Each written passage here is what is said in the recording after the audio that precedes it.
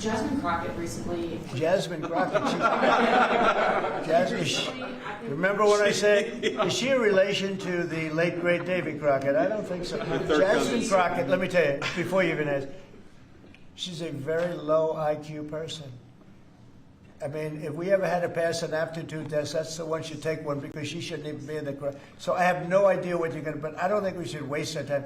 This is a low IQ person who I can't even believe is a congressperson, between her and Ilhan Omar and the group. You know, I met the head of Somalia. Did you know that?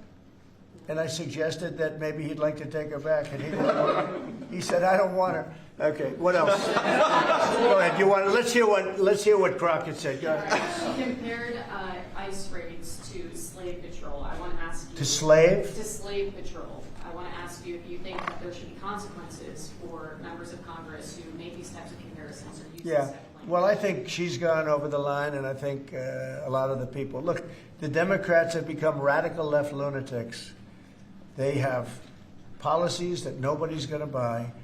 And, you know, I see what's going on in New York. We're going to have perhaps a communist mayor because it's split up. You know, if the people would get together and have one candidate, they'd have, I think, a pretty good chance. But it looks like maybe they're not going to do that.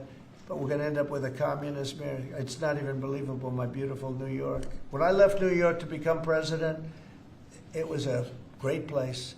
But it was the beginning of bad things because we had Blasio.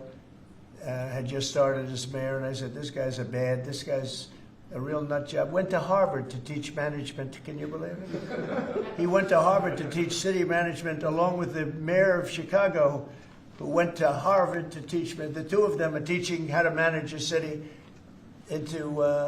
manage it into hell is what they do. But that was the beginning, and now we're going to go a step further. Now we're going with the communists. Can I be honest? I think it's the greatest thing to ever happen to the Republican Party.